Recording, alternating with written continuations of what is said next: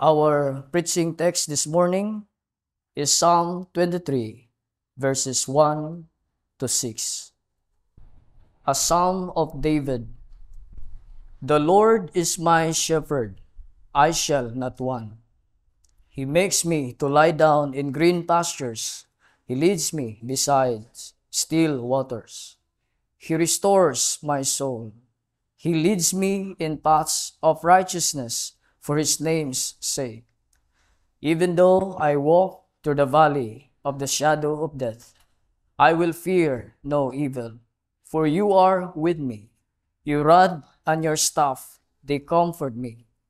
You prepare a table before me in the presence of my enemies. You anoint my head with oil. My cup overflows. Surely goodness and mercy shall follow me all the days of my life, and I shall dwell in the house of the Lord forever.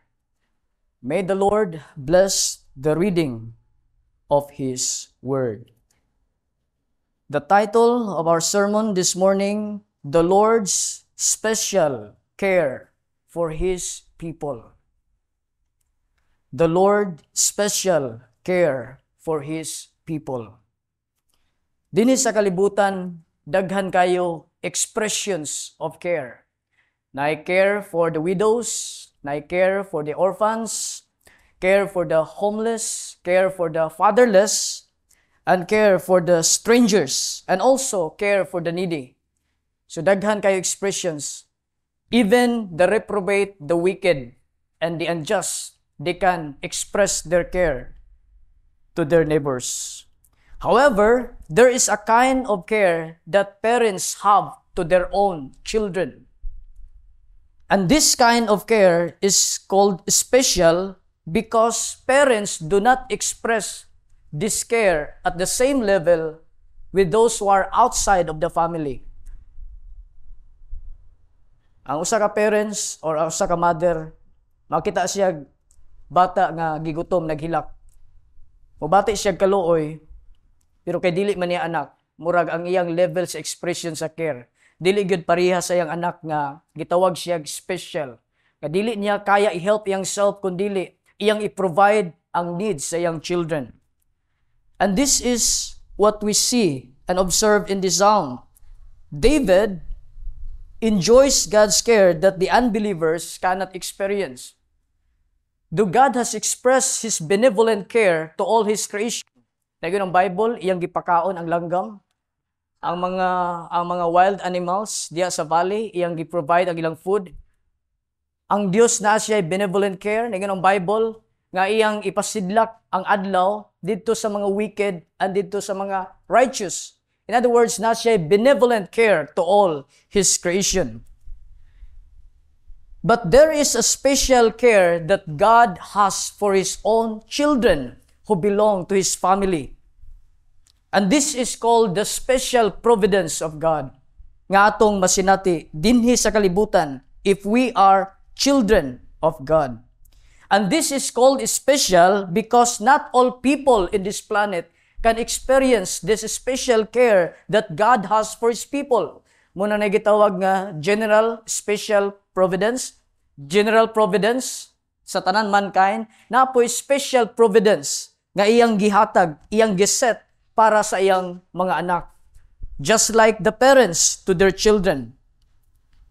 And if we are children of God, God has special care for us in this life. He is the keeper of our bodies and also He is the keeper of our souls.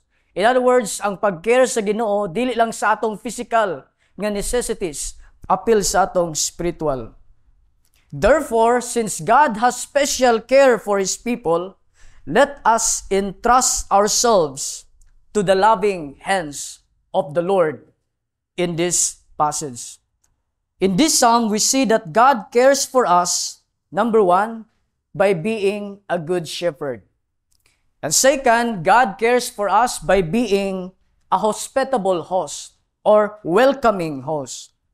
First, God cares for us, represented by David, as a good shepherd. David says, verse 1, "The Lord is my shepherd, I shall not want."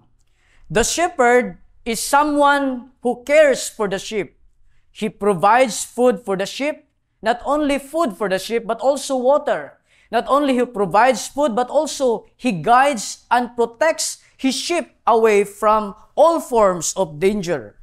Now, din sa Salmo, gidescribe ni David that God is his shepherd who faithfully cares for him. Now, although this psalm was written from the perspective of David's personal experience, that is why ningon si David, "The Lord is my shepherd," but also this psalm was also written as an encouragement to all believers who are under God's sheep. In other words, if you are God's sheep, we are under God's special care. Og dili ni siya ma-experience sa tanang tao sa kalibutan, kadto lamang na belong sa family sa Dios. Now, in the Bible, all believers are described as God's sheep. This speaks that every believer, kakitang tanan, Christians, followers of Christ, believers of Christ, giulagway to sa Bible as karniro sa Dios. Meaning, every believer is totally dependent to the shepherd. Every Christian is totally dependent to the Lord in terms of physical and spiritual supply and survival. David says in Psalm 105 and 100 verse 5, "Know that the Lord, He is God. It is He who made us. We are God's property by creation, and we are God's property by redemption. He bought us twice." Ningon si David, "It is He who made us, and we are His. We are His people, the sheep of His pasture." In other words, God is the owner of our bodies and our soul. We are under His care. And therefore, without a shepherd, a sheep cannot survive on its own. Walay believer nga makasurvive kung i-isolate na yang self, because by nature, a sheep is defenseless and hopeless without a shepherd. They must depend on the shepherd in terms of food, water, protection, and guidance, even sa literal sheep. Muna ningon si Jesus, ang mga Pharisee, masuko sila nga magtrabaho sa Sabado. Pero ang illustration ni Jesus, adunay karniro. Ngano ang karniro nahulog man sa bangag? Tungod kay ang karniro, nearsighted. Kung walay shepherd, ang karniro, dili siya kabalo nga maglakaw siyang kaugalingon. That is why sa tanan mananap sa kalibutan, gidescribe sa Ginoo ang Christian, dili kanding, kundili karniro. Nganuman, kay naa nay sense of dependence. Without God our shepherd, we cannot survive on our own. And because God was the shepherd of David, therefore, David himself, he needs God's protection. Now, we know nga si David was once a shepherd of the literal sheep. Ningon ang Bible. And before he became king of Israel, si David was a shepherd. Gani, ningon si David, nga bisan sa baba sa leon. Nga makita niya ang karniro, kaya niya kwaon bisan sa baba sa leon. Kaya na siya is shepherding ang heart. And when David became a king of Israel, gitawag si David as shepherd of God's people, Israel. But nonetheless, din sa Psalm, ningon si David, although I am a shepherd, but ningon si David, he acknowledges himself, "The Lord is my shepherd." In other words, si David, nagkinahanglan siya sa pagbantay sa Diyos. He needs the Lord's protection. He needs the Lord's guidance and supervision. He needs the Lord's correction. Because God was his shepherd, therefore David, he lacked nothing. In other words, tanan nga gikinahanglan ni David, for the good of his body and his soul, gi-provide sa Dios. If he needs correction, God will correct him. If he needs rebuke, God will rebuke him. If he needs discipline, God will discipline him. That is why David was rebuked by Nathan, because the Lord was his shepherd. The Lord cares for David because David has a personal relationship with the Lord. And this personal relationship with the Lord is the foundation of God's special care for God's people. In other words, walay lain naglink nganong naay-care ang Ginoo sa imo ug sa kuha, because we have a covenant relationship. When David says, "The Lord is my shepherd. In other words, na siya bold, confident that God is his shepherd. In other words, he has a personal relationship with the Lord. The question is, do you have a personal relationship with the Lord? Is the Lord the shepherd of your life? Have you obeyed the voice of your shepherd? What kind of direction your life is headed to? Is your life under the shepherding of the Lord? Because not all people are God's sheep. Am I the sheep of God? If it is, therefore, we are under God's special care. Now, verse 2 to 4, we see that if God is my shepherd, if God is your shepherd, you can enjoy the three benefits of God's care. Number 1, the first benefit is guidance. In verse 3, makita nimo sa imong Bible, it is the Lord who makes the sheep to lie down in green pastures, and He guides them beside still waters. Now, in the Bible, green pastures are often described or often referred to as the place of abundance. Munang naay dapit nga gitawag nga dapit sa sibsibanan. Green pastures, where the sheep can find food and nourishment. So diha sa green pastures mo na dapit nga ang karniro mabusog ang ilang tiyan. Satisfied, well supplied by the shepherd. And not only the shepherd guides the sheep to the green pastures, but also the shepherds leads the sheep beside still waters. Now, by nature, ang mga sheep, mahadlok sila sa mga sagaksak na sapa. They are afraid of the noisy rivers. Ang sheep by nature. And aside from they are afraid of the noisy rivers, ang sheep, they have no ability to examine whether the water they are drinking is dirty or clean. That is why, ang sheep, kung imo siyang pasagdan, pwede siya makainom og poisonous nga water. Nga naman, wala siya ability to check and to examine. Kung makita na to sa Bible, the shepherd guides the sheep beside still waters. This is why the sheep must depend to the shepherd in terms of food and water. And it's spiritually described as green pastures and still waters. Green pastures and still waters are symbolic for God's abundant supply, both physical and spiritual. And what it means by David lying down in green pastures is that David is fully satisfied. Munang ang sheep, makita nimo basta mo lie down gaya na sa green pastures, meaning ang iyang tiyan busog sa pagkaon. He is fully satisfied. His stomach is full of food and well supplied by the shepherd. In other words, he lack nothing.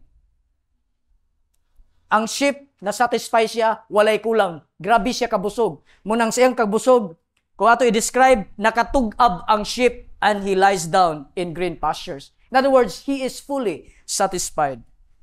Therefore, as the shepherd guides his sheep to the green pastures, so Christ guides his people to the church that preaches and teaches the Word of God. So that's the symbolic expression. As the shepherd guides the sheep to the green pastures, so Christ as our good shepherd, He leads His people to the church that preaches and teaches the Word of God.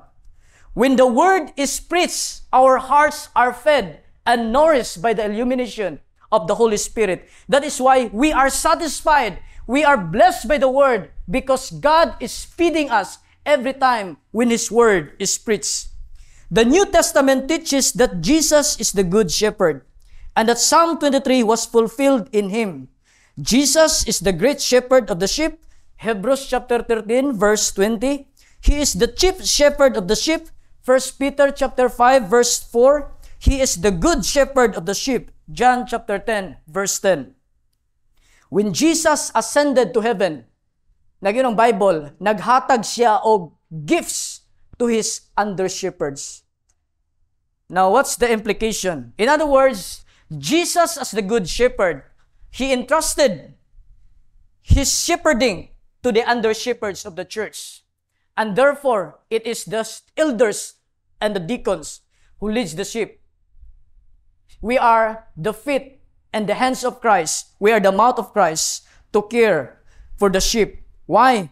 Because God as our good shepherd, His shepherding is entrusted to the under shepherds. For example, Acts chapter 20, verse 28, Paul said to the elders of Ephesus, "Pay careful attention to yourselves and to all the flock in which the Holy Spirit has made you overseers." In other words, shepherds.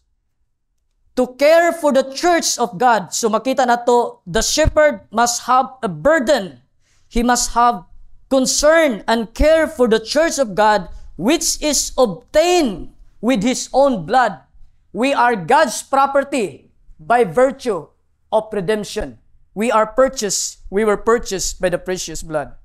1 Peter chapter 5 verse 4 refers to the elders. When the chief shepherd appears, they will receive the unfading crown of glory.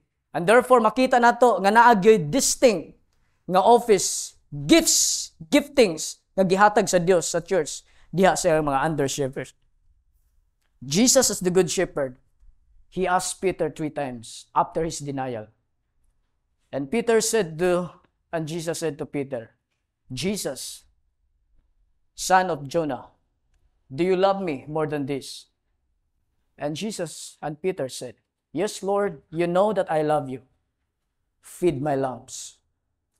And Jesus asked Peter 3 times, "Peter, son of Jonah, do you love me more than this?"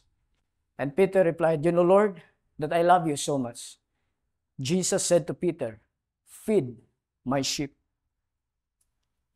It is not my sheep. It is the Lord's sheep. The church is the sheep of Christ. It is not our sheep. It is not my sheep. It is the sheep of Christ. Why? It is His own sheep because Jesus purchased His sheep by His own precious blood. He purchased them by His blood. The heart of Jesus is for His sheep to be fed with the Word of God. Christ will not let His sheep die in extreme hunger without food and water. He will not let them die in starvation without food and water. That is why gipakita ni David din sa Psalm. He describes himself as a sheep. God makes him lie down in green pastures, speaks of full satisfaction. His stomach is well fed and fully satisfied. And many souls today are dying. Many churches today are dying and starving because their souls are not fed with the Word of God. Their spiritual condition are not healthy. Their immune system is weak. They are spiritually malnourished and sickly. Kung imong ihulagway ang tao nga masakiton, makita nimo luya ang lawas. Inana ang description sa church nga walay pulong sa Dios, mga igsoon. Their spiritual immune system is weak. They are spiritually sick because they have no shepherd who guides them and feeds them with the Word of God. Munang si Jesus na ingon, when Jesus saw the crowd, the Bible says He had compassion on them because they were harassed and helpless. They were attacked by Satan, in other terms. Their lifestyle is governed by Satan. The Bible says they were hopeless because they were like sheep without a shepherd. Lagi ko ng Bible. But thanks be to God in mustard seed because God has guided us through His Word and feeds us with His Word every now and then. Now, if God is guiding us today, if God has guided us with His Word in green pastures, therefore, we must obey the voice of our shepherd. We must follow Him. We must obey His commandments. Jesus said, "My sheep hear my voice, and I know them." In other words, Jesus knows those who are His. Dinisulod sa church, kabalo si Jesus, kinsa ang iyang mga karnero. Kabalo si Jesus. I know them, and they follow me. If we are God's sheep, God will guide us. The question is, Are we willing to follow His bidding? Are we willing to follow His voice? The sign that we are God's sheep because we are willing to follow our good shepherd. Guidance is the first benefit, we have under the Lord's care. Now the second, not only God guides us, but also God restores us. And this is obvious in our verse 3. David says, He restores my soul. The word restore means to return to a former condition, the condition of the soul. In other words, there is something, a problem sa heart ni David. Na problem siyang heart. We know that the soul is the deepest part of our human being. Kung na may pinakasentro kanang atong kalag. And since God is the Creator who knows the very condition of my soul and your soul, and therefore God alone is the one who is able to restore you from falling. Muna niyon, Jesus, taken your first love. Sa Church Ephesus, do the things you did at first. Tanawa ang butang kung unsay imong gitagakan. Kay nagoy something nga na-crack. Kay dili siya ma-forsake kung walay butang nga wala nimo. Na the restoration is necessary. He alone can restore our souls into its good and healthy condition. This word restore is used by David in Psalm 51 when he said, Restore unto me the joy of your salvation. In other words, he lost his joy because of his sin. And now David is asking, Lord, please restore the joy of your salvation. David has to follow his shepherd, but David went astray. But thank God, God has restored him back. When his sheep is led astray, he is prone to the attack of the wild animals. Munang once ma-detach ang sheep sa shepherd, gawas nga gutumon siya dito sa wilderness, kay walay magpakaon niya. Prone siya sa injury, kay daghan mga wolves and wild animals nga naghulat sa iya. Biblically speaking, when we detach ourselves from the Lord, our souls will go in the wrong direction. Imposible nga naka sa right nga direction kung wala kay constant dedication ni Lord or communion. Imposible nga ang usa ka kalag na siya'y good and healthy condition kung ang iyang kasing-kasing wala ni Kristo, the Lord, our shepherd. You will certainly fall into sin and temptation. Why? Because you cannot survive without the hands of the shepherd. But thank God, because in this psalm, gipakita ang heart sa Diyos that God is willing to restore His sheep from wandering. 100 ka karnero, ang isa nawala. Pero tanawa ang tender heart ni Jesus. He leaves the 99 and then He searches the one. And when He finds it, He rejoices. This is the heart of Jesus. Naa sa iyang sheep. Gusto siya og restoration. Nga wala gyud karnero nga mawala. Kaya ang iyang gusto, iyang i-restore. Because of one man's sin, disobedience, na Bible, all of us have lost our way. We do not know where to go. We were blinded spiritually. We were like sheep who have gone astray. Nagyon ang Bible. Without a shepherd. But Jesus is the only way. He led us back to the Father. And Jesus did this by breaking His body and shedding His blood. Muna nagyon ang Hebrews, there is the new and living way. By His broken flesh, we can now enter into the throne of grace. Nga naman, Jesus is the only way. Jesus said, I am the way. And no one can come to the Father if you are in wrong direction because of sin. You cannot come to the Father except Jesus, the only way.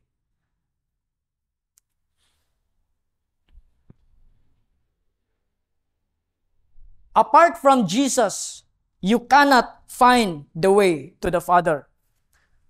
He is the sin offering that removes the barrier. He is the good shepherd that leads us back to the Father. Jesus is the only way. Isaiah chapter 53 verse 6, all we like sheep have gone astray. We have turned everyone to his own way. In other words, to his own direction, not the direction of the Lord. We have turned everyone to his own way, not the way of the Lord. And the Lord has laid the iniquity of us all. The implication is, we have lost our way. Jesus came as the way. He made us the way by his sacrificial offering. And that is why Peter said, for you were straying like sheep, but now have returned to the shepherd and overseer of your souls.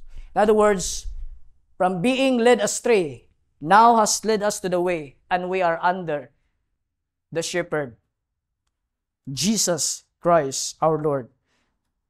The question is, does it mean that because we are restored in Christ, we don't need restoration now? The answer is no. Even we are born again Christian, we still need restoration. Ano man, it's not restoration to salvation, that salvation is lost, no?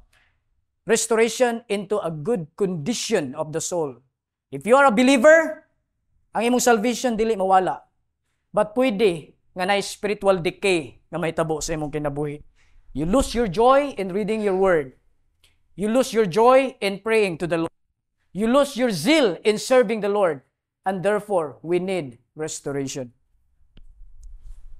Every believer is still prone to sin every now and then. That is why we ask forgiveness.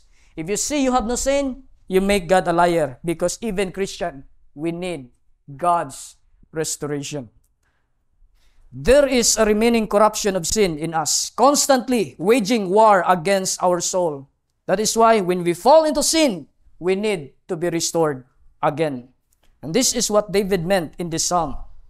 Not restoration to salvation, but restoration to his good condition, the condition of the soul.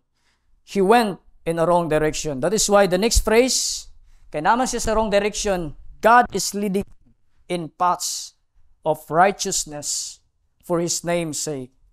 God does not only restores our souls from error, but also he leads us in paths of righteousness not to fall in the same error. So, restoration and direction, it is God's work under sanctification. Kitang tanan dili ta pareha og struggle ni David. Si David, ang iyang restoration, grabe ka extreme. Gipatay niya si Uriah, nakasala siya kang Bathsheba. Ang iyang restoration, dili easy, difficult. Grabe ang iyang conscience. His conscience is wounded. But all of us needs restoration. Why? When you are discouraged, when you are tired, when you are frustrated, when you are exhausted, when you are hopeless, when you are living in sin, you need to be restored again. You need God's restoration. The question is, do you want to be restored? Are you longing for restoration? But Jesus has a tender heart. Come to the Lord with a broken spirit and with a contrite heart. Bring all your sins and concerns to the loving hands of the Good Shepherd, and Jesus will not reject you. He will give you peace, rest, and peace of conscience. This is the restoration that you experience in your soul. Number 3, ang Ginoo nga atong magbalantay, nasa special care, iyang gi-express diya sa guidance, paingon sa green pastures. Second, restoration. And third is protection. Not only God guides and restores, but also He protects His sheep from danger. David says, verse 4, even though I walk through the valley of the shadow of death, I will fear no evil, for you are with me. Your rod and your staff, they comfort me. We all know that David had a personal experience. Nasa personal experience even in the narrow valleys. So diyang gamay pa si David, kasi nati siya o mga difficult nga circumstances in life. Ang makita nimo diya ang geographical sa Judah, na gitawag ang mga valleys. Bukid na mga bungtod. Unya diya sa valleys, dagan mga wolves, dagan mga lions, mga wild animals. Perhaps David went through some of the scary places in the valley where dangerous animals are waiting or even robbers to kill him. Na dito. So si David, kung ato i-picture, na siya sa dapit nga in the valley of darkness. Or perhaps this psalm was his experience, in his dark experience, when David was running because his son Absalom is looking to kill him. So David is running. We do not know what exact setting of the psalm, because even the theologians, we do not know what David meant when he said, even though I walk through the valley. Maybe dito sa iyang pagka-young boy, nga naa dito ang mga wolves and wild animals, all dinhi sa gitawag nga gigukod siya ni King Saul or ni Absalom. We do not know. Though we do not know exactly what it means by the shadow of death, the point of David is that even in your most dangerous and deadly situation in your life, nga naay tao nga nagplano nga mopatay nimo, or naay tao nga mo persecute nimo, naay gitawag nga extreme hatred, even then, David would fear no evil. Why? Because ingon si David, the Lord was with me. Psalm 118, verse 6 to 7. The Lord is on my side. I will not fear. What can man do to me? The Lord is on my side as my helper. I shall look in triumph on those who hate me. So si David, ang iyang complete and ultimate shield and protection is God Himself. As long as God is on your side, even you are surrounded by many enemies, haters of the cross, you will not die. You will not die.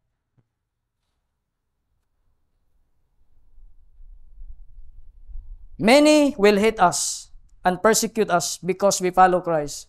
Jesus sent to His disciples a sheep. Ningon si Jesus, I will send you a sheep in the midst of the wolves. Meaning, Christian life is a life of persecution and opposition. Dili gina siya zero. Nagi na siya characterize parts sa atong life. Nga nagyoy magplano nga mo destroy sa atong kinabuhi, sa atong pagpangalagad sa Ginoo. We cannot avoid opposition, persecution. God sent His disciples a sheep in the midst of wolves. All of us will die. You will die. I will die. But we will not die unless God will take us home. In other words, kitang tanan mamatay, ako mamatay, ikaw mamatay. But dili ta mamatay kung dili ta kuwaon sa Ginoo. So that is my comfort in life and death. No one can take my life if God will not take me home. Munang bisan unsay mong bation, naman kay balatian nga grabe kasakit, unsa man nga danger imong atubangon sa kinabuhi, dili na sila makapatay kung dili ka kuwaon sa Ginoo. E bisan unsa ka lugas nga buhok, dili siya matagat gawas sa permission sa Dios, mga igsoon.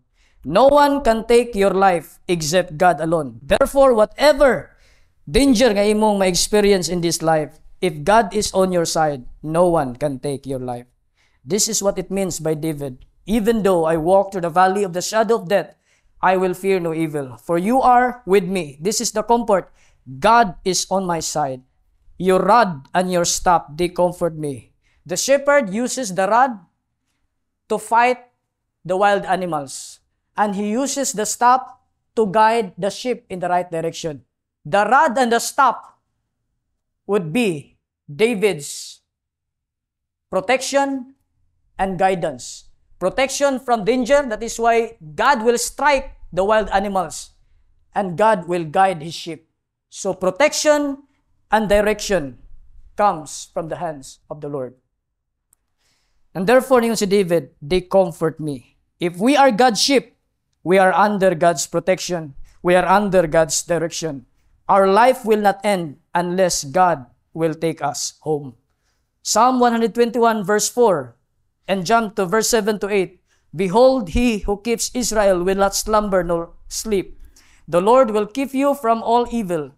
He will keep your life. The Lord will keep your going out and your coming in from this time forth and forevermore. Amen. So walay makapatay, walay makabugto sa imong kinabuhi, gawas sa pagtugot sa Dios. Muna kung naman kay balatian nga grabe na ka stage 4 na, kung di ka patyon sa Dios, dili jud ka mamatay. Kaya naman, ang Dios mo'y naghawid sa atong kinabuhi. Pag time mo na, iya na kang kuwaon. Munang bisan ang airplane hapit na madisgrasya, pag dili jud ka patyon sa Ginoo, dili jud ka mamatay. The ultimate protection that God gives, kay kaning psalm, physical man nga protection, pero atong i-reflect kang Jesus as our good shepherd. The ultimate protection that Jesus gives is the preservation of the souls. Jesus, the good shepherd, will preserve his sheep to the end, and no one will snatch them out of his hand. So the physical expression of protection points to the reality of our preservation of the souls. The good shepherd, his sheep will follow, and I will raise them up on the last day, and no one will perish, no one will snatch them out of my hands. Jesus said in John chapter 10, verse 27. And Jesus said in verse 10, the hard man, when he sees the wolves coming, the Bible says, he saves his life, he runs away. When the wolf is coming, the hard man sees the wolf, and then he runs away, he flees, and he keeps himself saved. And then Jesus said, and the wolf snatches the sheep and scatters them. In other words, the wolf's teeth, ang teeth sa wolf, will sink into its prey, into the sheep, and the sheep will be scattered. They will be broken. Mura bitaw, kung makita nimo ang lion o ang sheep, once paakon sa lion, paakon sa wolves, dili nimo it will be broken into pieces. So this is the description nga gipakita.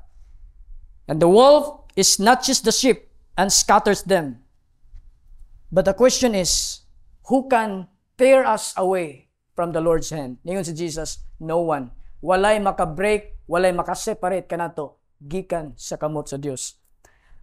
Even Satan and his demons, even i-combine ang ilang forces, walay makawala sa iyang mga karniro gikan sa kamot sa Dios. The second point, in this psalm, not only the Lord cares for his people as the good shepherd, but also he cares for his people by being a hospitable host, a welcoming host. This leads us to our second point in the second division of the psalm. So from verse 1 to 4, describe ang Diyos as our good shepherd. From 5 to 6 verses, describe ang Diyos ni David as a hospitable host, welcoming host. Makita nato. As believers in Christ, represented by David in this psalm, there are 4 benefits you can enjoy from God, your welcoming, hospitable host. Number 1, the first benefit is food and protection. Verse 5a. The second benefit is gladness and satisfaction. Verse 5b. The third benefit is goodness and mercy. Verse 6a. And the fourth benefit is eternal fellowship. Verse 6b. So makita nato 4 benefits. David is the representative of the psalm to all believers. If we are Christians, represented by David, we can enjoy these 4 benefits. The first benefit is food and protection. David says, you prepare a table before me in the presence of my enemies. You anoint my head with oil, and my cup overflows. In ancient East, ang host, kung imong studihan, ang history, the host was obligated to provide safety and protection from all his visitors and invited guests who is invited to the table. So iya ang gitawag nga siya mo'y mag-shoulder once na siya gitawag nga honored guest nga madto sa iyang celebration, siya ang maghatag og provision and protection against the enemy. In other words, during the banquet celebration, everything that is necessary for the invited guests, tables, their food, and protection is under the facility of the host in ancient East. All that invited guests that is to wait and depend upon the host, whatever is offered on the table. So ang trabaho sa gitawag na invited guest, si David, iyang girepresent ang iyang kaugalingon as an invited guest. As a Christian, we are represented by David as an invited guest, and God is our hospitable host. We are invited into His table. Can you imagine yourself, mga igsoon? When someone is invited you, and then musulod ka sa iyang balay, and then immediately when you enter the house, you immediately open his refrigerator and eat what you want. I don't think so. Why? Because this kind of attitude is disrespectful to the owner. Walay tao nga nasa sa iyang right mind, nga invited, musulod siya sa balay, and then abrihan niya ang refrigerator, o iyang kanon ang tanan niyang gusto. Wala. But rather, the invited guest is dependent to the host whatever is placed on the table. In other words, the statement, you prepare a table before me, highlights David's total dependence on God's supply and provision that God is offered on his hands, mga igsoon. It is God who gives, it is us who receive. Muna niyon si John, a person cannot receive anything from the Lord unless the Lord will give him. Wala kay madawat bisan sa kabutang. Even ang atong breath, nga ang tao, pag sa panahon nga matulog ka, dili man ka mo decide nga mo ginhawa ka. But even unconscious ang tao, matingala ka, you are still breathing. Why? Because God is preserving your heart to breath. This truth calls our attention to trust in God's provision and supply, and not to question His goodness. Because God's supply is never hindered by the threat of the enemies or by any difficult circumstances. In other words, ang supply sa Dios, once iya kang panalanginan, walay makapugong sa kamot sa Dios.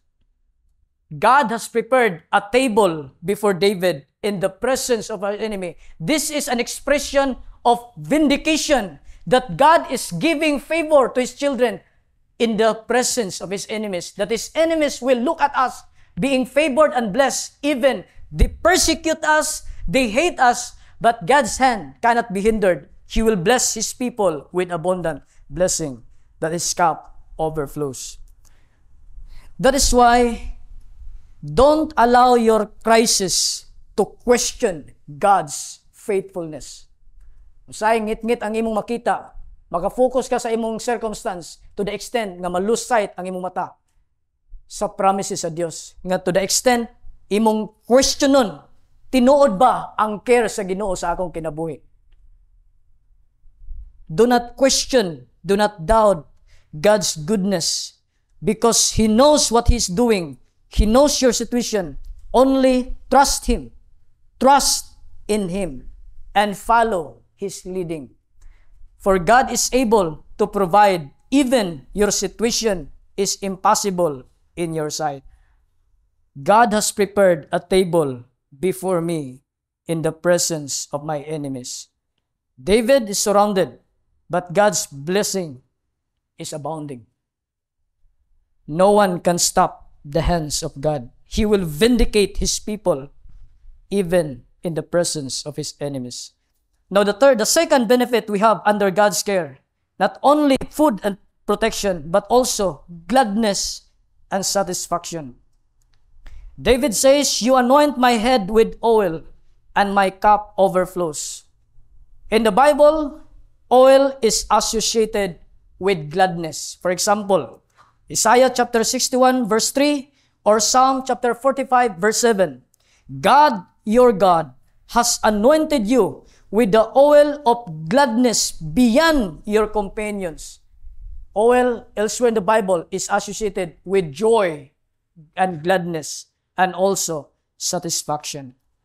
In ancient custom, one of the expressions of respect that must be performed by the owner of the house was to anoint his visitor's head with oil. Mao na description nga makita nato sa time sa Jewish custom. This was the sign of honor and respect that the host, when he invites someone, pag-abot diya sa entrance, iyang anoint of oil. Now, an example is Luke chapter 7, verse 36 to 50. Jesus is invited by Simon the Pharisee.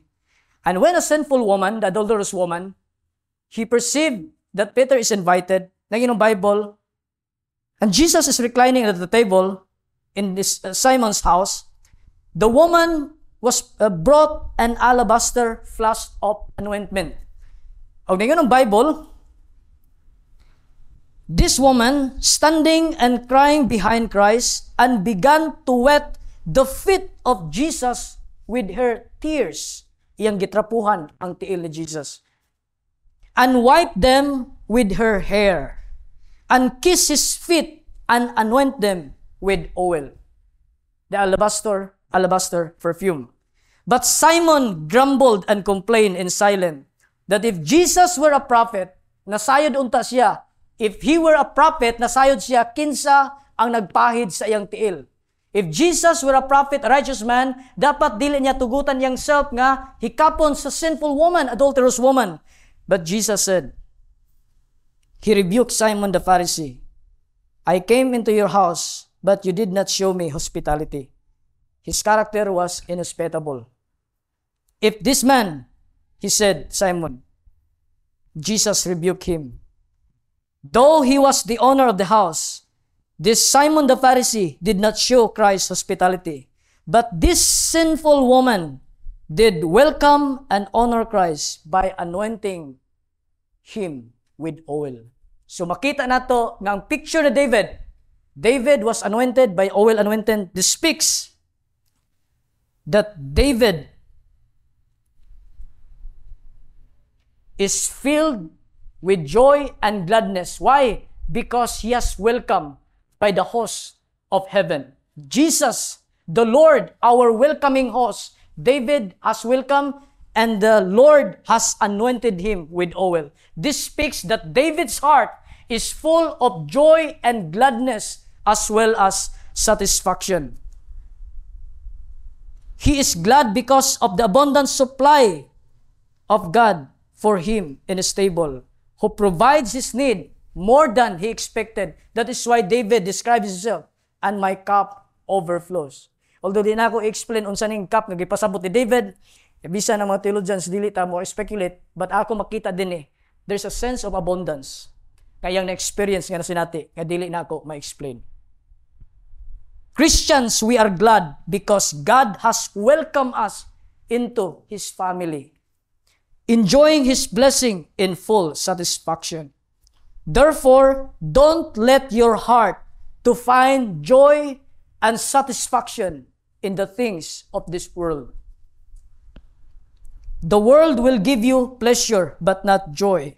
If you are a Christian, your joy and satisfaction is not in this world, but in God and His fellowship alone. That is why, gipicture ni David, table of fellowship, banquet, protection, provision, and David, he experienced abundant blessing of his fellowship with the Lord.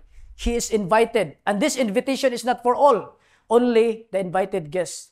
You prepare for me, not for us. We are God's chosen people, and God has invited us to come to His table and to enjoy His abundant blessing. We are glad because God has welcomed us, our welcoming host. The question is, where is your joy? Where is your satisfaction? What is the chief end of man? Man's chief end is to glorify God and to enjoy Him forever. If you find your joy in the things of this world, you miss the purpose of your existence. Because God did not create you to experience joy in this world, but to enjoy Him forever. God has anointed David with the oil of joy and gladness, full satisfaction. Now, the third benefit, di ta maglangan, under God's care, aside from food protection, joy and satisfaction, third is goodness and mercy. Verse 6a, surely goodness and mercy shall follow me all the days of my life. Now, makita nimo din ang beautiful description nga gihatag ni David. Goodness and mercy are personified. They are described as human beings that pursue and follow David all the days of his life. Mura silang mga human being nga naitiil nga ni-follow kang David all the days of his life. They are personified. This blessing is sure, as David said, not only by his personal experience, but also by his knowledge of who God is. So payon ni David, surely, dili lang siya speculation o naghatag siya og something nga iyang gi-entice ang iyang self, nga bisan dili tinuod, iyang gituhuan nga matinuod. Kan pag-ingon ni David, surely, this is a strong confession.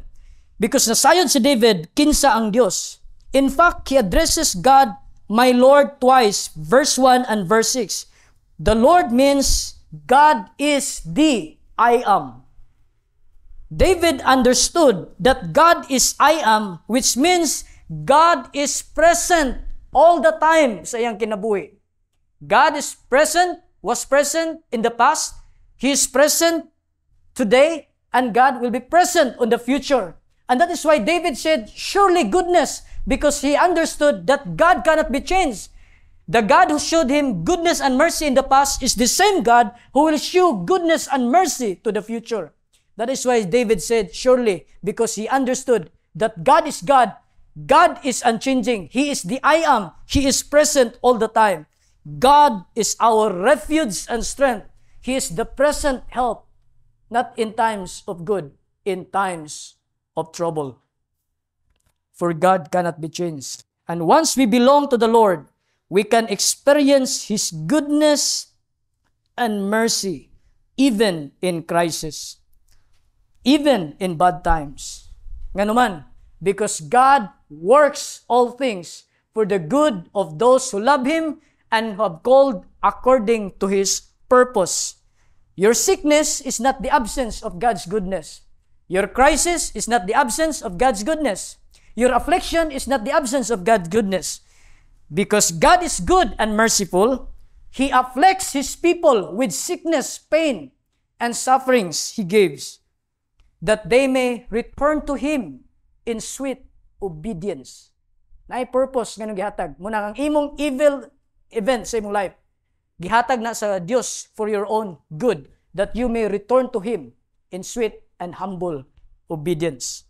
For example, Psalm 119, verse 17, David said, it is good for me that I was afflicted, that I may learn your statutes. In other words, David is saying, it is good for me that I was humbled, I was oppressed, cast down, that I may learn to obey your rules. In other words, na ay purpose nga nung gihatag sa Ginoo ang pain, sickness, and even ang suffering, para mahumble nato atong self, mabati nato that we are hopeless apart from God's care and grace.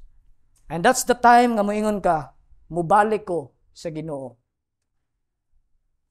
Goodness involves evil event in life that God allows for your own good. David was rebuked by Nathan. He experienced God's goodness and mercy in terms of peace of conscience and restoration. So that's the goodness of God. Dili ang goodness nga puro lang happy-happy, ambak-ambak sa simbahan. Dili na nga imong gi-deceive imong kaugalingon bisan pag dahil sala, dahil problema, joyful gyapon ka, dili na. Goodness din is kabalo ka kinsa ang Dios og naa kay humble acceptance nga even sa suffering makaingon ka, God is good. Therefore, when you are in crisis, don't question God's goodness. Perhaps He is placing you there for you to remember Him. Now, the last benefit under God's special care, aside from goodness and mercy, is everlasting fellowship. Every believer has a strong trust for his future security because his fellowship with the Lord is unbreakable. Pag naa kay union and communion ni Christ karon, kanang kamatayon nimo diha sa sementeryo, dili na magputol sa imong union. Magkita mo kalit sa Ginoo. And I shall dwell in the house of the Lord forever. If the Holy Spirit dwells in us today, we shall dwell in the house of the Lord for all eternity. In other words, kung nagpuyo ang Holy Spirit karato karon, naatay assurance that we shall dwell in the house of the Lord for all eternity. We will be at home with the Lord forever and ever. Jesus said to His disciples, John chapter 14, don't let your hearts be troubled. Believe in God. Believe also in me. In my Father's house are many rooms. If it were not so, would I have told you that I go to prepare a place for you? And if I go and prepare a place for you, I will come again and I will take you to myself. Muna niyon si David, I shall dwell. It was confirmed by Jesus because God will take us home. Even death cannot separate our fellowship with God. No one can separate. The confession of David was a strong and genuine confession that all Christians represented by David, we shall dwell in the house of the Lord forever. If you don't belong to Jesus now, you have no place in heaven. Nganuman, ang imong security sa langit, nasa union ni Christ. Muna niya siya, believe in God and believe also in me. If you don't belong to Jesus because you hate Christ until you die, you have no dwelling place in heaven. The question is, which group do you belong? Do you belong to Jesus? Is Jesus the shepherd of your life? If you die without Jesus, we will certainly wake up in hell. If I die without Jesus, I will certainly wake up in hell. But if you belong to Jesus, you shall certainly dwell in the house of the Lord forever and ever. Revelation chapter 7 verse 17, for the Lamb in the midst of the throne will be their shepherd, and he will guide them to springs of living water, and God will wipe away every tear from their eyes. So ang atong good shepherd nasa langit, ug ang tanan nga mga sheep, pag makaabot sila sa langit, God will wipe every tear. In other words, no sorrow, no pain, no suffering, everything is no more. Psalm 23 is a description of the believer's experience of belonging to the Lord. If we belong to the Lord, we are under His special care as a good shepherd and as a hospitable host. The question is, do you belong to the Lord?